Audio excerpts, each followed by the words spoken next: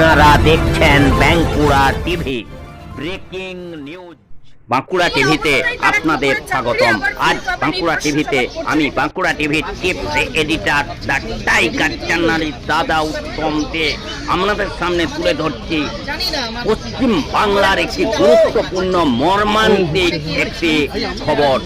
আজ supreme court 2016 সালের যে চাকরি প্রার্থীর যে মামলা চলছিল সেই মামলার রায়ে 25,753 জন চাকরি প্রার্থীর চাকরি বাতিল করলো এবং এই চাকরি প্রার্থীরা আজ যাদের চাকরি বাতিল হয়েছে এই 25,753 জনের তারা কোর্টে কান্নায় ভেঙে পড়লেন এবং তারা কোর্ট চত্বরে হাহাকার শুরু করলেন। গোটা রাজ্যব্যাপী এক বিশৃঙ্খল পরিস্থিতি তৈরি হয়েছে। চাকরি হারাদের দাবি এখন তাদের কি হবে, তাদের যোগ্য হোক অযোগ্য হোক তারা কিভাবে সংসার চালাবেন, তারা কি খাবেন। অনেকেরই চাকরি প্রার্থীরা যারা বিবাহিত ছেলে পুলে নিয়ে এখন কোথায় যাবেন সেই খবর আপনারা দেখতে থাকুন একমাত্র বাঁকুড়া টিভির পর্দায়। এই মুহূর্তে আপনাদের সঙ্গে আমি রয়েছি বাঁকুড়া টিভির chief editor the tiger journalist দাদা উত্তম দে। দেখতে থাকুন সেই খবর, চাকরি হারাদের সেই খবর কোর্ট চত্বরে।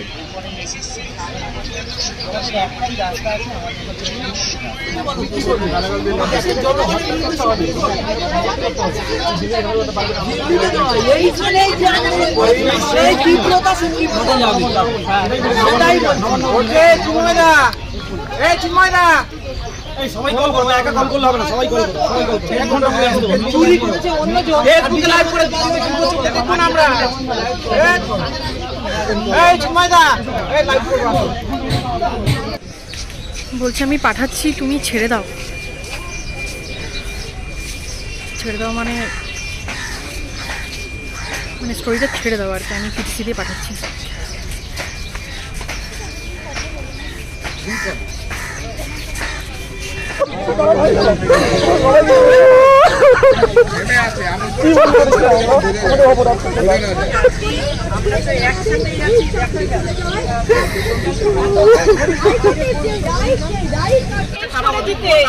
বাংলায় মমতা ব্যানার্জি জিন্দাবাদ।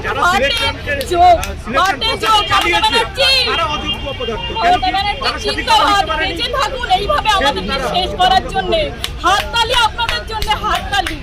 আমাদেরকে আপনি লাশের পর লাশ দেখবেন, এবার আবার লাশের পর লাশ দেখবেন। এটাই হচ্ছে আপনার কৃতিত্ব। পুরো বাঙালিকে আমাদের নতুন প্রজন্ম আমাদেরকে পুরো শেষ করে দেওয়া হলো। এবার আপনি খুশি তো? জিতে গেছে তো আপনাদের বাম আমলের প্রতিশোধ নিতে। আপনারা যে খুলে আম দুর্নীতি করেছেন, কি ভেবেছিলেন বাপের উপর বাপ হয় না? দেখে নিলেন তো এবার বাপের উপরও বাপ হয়। আপনাদের অন্যায়ের জন্য আজকে আমাদেরকে বলির পাঠা হতে হলো। বলির পাঠা কোথায় যাবো আমরা? অবশ্যই মমতা ব্যানার্জির ক্যাডারদের জন্য। তারা যদি টাকা না নিয়ে সামনে দিকে কি করে আসতো এই প্রশ্নটা এত বছর?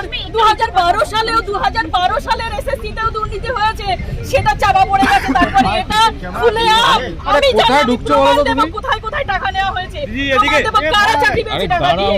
কেন এগুলো কোথায়? যারা সরকার তারা যদি দুর্নীতির সাথে যুক্ত থাকে, আমাদের দোষ কোনটা? আমাদের যে আমরা অন্যায় করি, তারপরে আমরা যে এইখানে এসছি, এই যে অবশ্যই মমতা ব্যানার্জির লোকেদের যারা দুর্নীতি করেছে, তৃণমূলের এটা হাজার বার তৃণমূলের যারা খুলে আমারও অফার এসেছিল টাকা দেওয়ার জন্য। আমি যাইনি। তৃণমূলের লোকেরা নাম বলে দিতে পারি, আমি নাম বলবো না এখন। সময় আসবে সব মরণ কামড়। এতদিন কি আমরা সবাই চুপচাপ ছিলাম? এবারে মরণ কামড় দিয়েই তারপর মরবো। মরে তো যাবো, এছাড়া এইভাবে আমরা বাড়িতে তো আর ফিরতে পারবো না। অনেক কষ্ট করে 29 বছর বয়সে এসে চাকরি পেয়েছি। 29 বছর বয়সে এসে 2012 সালে সেই আরএলএসটির পরে এই 19 সালে আবার নিয়োগ হলো। 7টা বছর পর সে সময়ও দুর্নীতি হয়েছিল, এবারও হয়েছে। এত বছর পরে 29 বছর জীবনের শেষ সময় এসে আর আমরা কি দাঁড়াতে পারি? সারা বছর কি সারা জীবন কি মানুষ পড়াশোনা করতে পারে? এখন বলছে রিএক্সামের কথা। আপনারাই বলুন তো, পারবেন তো মাধ্যমিক পরীক্ষা দিতে? পারবে তো? ওরা যারা কথা বলছে তারা মাধ্যমিক পরীক্ষা আবার বসতে রিঅ্যাপিয়ার করতে পারবে তো? বেতন ফেরত দেওয়ার কথা বলা বেতন হয়েছে। ফেরত আমি জানি না কিসের কথা বলা হয়েছে, পরিষ্কার যারা বলেছি এটা বলে দুর্নীতি নেবো। করেছে তাদের আরে বেতন ফেরত যারা দুর্নীতি করেছে, আমরা তো দুর্নীতি করিনি, আর বেতন ফেরতের প্রশ্নই ওঠে না। আমরা যা সার্ভিস দিয়েছি আমাদের স্কুলে আমাদের স্টুডেন্টদের কাছ থেকে আপনারা খবর নিন। খাতাও দেখেছেন, মাধ্যমিক উচ্চ মাধ্যমিকের খাতাও তো আপনারা দেখেছেন। আমার এখনো আনফরচুনেটলি বলুন ফরচুনেটলি বলুন আমার কাছে এখনো আসেনি খাতা, আমি এখনো পাইনি, বাট অনেকেই পেয়েছে আমার সহকর্মী যারা মানে যারা ছিলেন তারা পেয়েছেন। এখন আমরা কি করব? আপনাদের কি মনে হয় আপনাদের এই যে এই জাজমেন্টটা হলো আমাদের দোষটা কোথায় বলুন তো? এই যে এতদিন আমরা শুনছি যে নিরপরাধীর শাস্তি না হোক, আমাদের কোন দেশে শাস্তি দেওয়া, কোন দোষে শাস্তি দেওয়া হলো আমাদেরকে?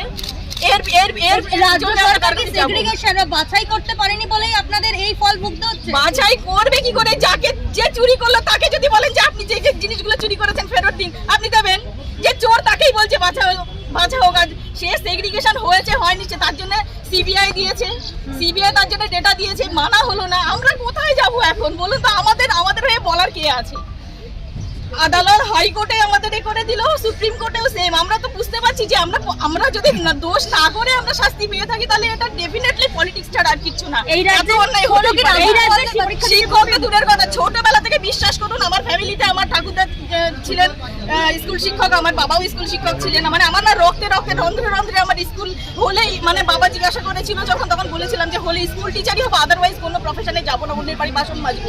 মানে এতটাই ডেডিকেটেড ছিলাম আমি, কারণ এই পরীক্ষা ছাড়া আমি অন্য কোনো পরীক্ষার জন্য আমি এগোইনি, ভালোই বাঁচতে পারিনি। এটা ছিল আমার শুধুমাত্র মানে কি বলবো, এটা আমার প্যাশন, আমার ভালোবাসা, মানে আমার লাইফ, এটা আমার জীবন, এটা আজকে আমার জীবন চলে গেছে। ভবিষ্যৎ প্রজন্ম কি মানে শিখবে? আপনারা তারা আমাকে কি- দেখছেন কথা বলছি আমি কিন্তু জীবিত নেই, মানে নই আর কি এরকম একটা ভবিষ্যৎ ব্যাপার। প্রজন্ম এ রাজ্যে কি আর কোনোদিনও চাকরিতে ভরসা করবে, সরকারি চাকরিতে? দেখুন স্কুলে না আমার স্টুডেন্টদের কাছে আমার খুব ভালো নাম, জানেন তো, অনেকে আমাকে আইডল মনে করে। আমি বারিপুর গার্লস হাই স্কুলের টিচার, যাবেন ওখানে জিজ্ঞাসা করবেন শাহানি ম্যাম কেমন। আমি শাহানি নাজনীন বলছি। আমি যখন জিজ্ঞাসা করতাম অনেকেই বলতাম ম্যাম আপনার মতো হবে, করবে না, বুকটা ভরে উঠতো। বুঝতে পেরেছেন? এখন কি বলবো বলুন তো? ওদেরকে বলবো যে ভালো করে পড়াশোনা কর বাবা, অন্তত এই রাজ্যে থেকে কি করে বলবো বলুন? তাদের সাথে দেখা হবে কিনা জানি না, পরের কথা। কিন্তু যেই আসুক না কেন স্কুল টিচিং অন্তত এই সরকারের আমলে জানি না, যদি ভালো কিছু হয় তো হোক, ডেফিনেটলি অন্যদের সাথে এরকমটা না হোক। কিন্তু আমাদের কি হবে বলুন তো? আমরা কি করে বলবো অন্যদেরকে? জানি না। এখন মমতা ব্যানার্জির কাছে উনি হয়তো এটাই চেয়েছিলেন, যার জন্য এতটা খুলে হয়েছে, না হলে হতো না। উনি কি জানতেন না? সত্যি কথা বলুন তো, এই রাজ্যে আমাদের একটা পাতা নড়ে না ওনার মানে অগোচরে। উনি জানতেন না যে এইসব জিনিসগুলো হচ্ছে? শিক্ষামন্ত্রীর বাড়িতে টাকা পাওয়া যাচ্ছে, লজ্জার বিষয়। কতটা লজ্জার বিষয় এটা? হ্যাঁ, লজ্জা করে না? ওকে তো 7 বার মানে ফাঁসি দেওয়া উচিত ছিল। জেলে কি করছে ও? বেঁচে আছে কেন এখনো? কি শাস্তি হয়েছে? ও জেলটা ওর জন্য উপযুক্ত জায়গা নয়। উনি জানতেন না এই এত দুর্নীতি হলো কি করে? উনার প্রশ্রয় ছাড়া কি হয়েছে? তাহলে আমরা কি করবো? বাচ্চাগুলোকে কি বলবেন যাদের বাচ্চাগুলোকে এখন তো জানি না ওদের সামনে কি করে ফেস করবে। বলুন তো, অন্যায় না করে এরকম পরিস্থিতিতে কেমন লাগে? আমি জানি না আপনারা ফিল করতে পারছেন কিনা, বাট আমি জানি না ওদের সামনে গিয়ে কিভাবে দাঁড়াবো। আমি ইভেন বাড়িতেও ফিরতে পারবো না, আমি জানি না কোথায় যাবো। মানে সেই জায়গাটা নেই। বললাম তো অনেক তো সংগ্রাম করলাম, জীবনের অর্ধেকটা মানে দিয়ে দিয়েছি আমি, মানে জীবনটা নিংড়ে যাকে বলে। আমি কোন প্রত্যন্ত জায়গা থেকে মাধ্যমিক পরীক্ষা দিয়েছি, 5 কিলোমিটার দৌড়ে পরীক্ষা দিয়ে, এক হাতে ব্যাগ আর এক হাতে ছাতার এক হাতে জুতো নিয়ে 5 কিলোমিটার দৌড়ে পরীক্ষা দিতে গিয়েছি। সেই সময় থেকে মাধ্যমিকে একটা টিউশন পাইনি, সেই সময় ফার্স্ট ডিভিশন পেয়েছি।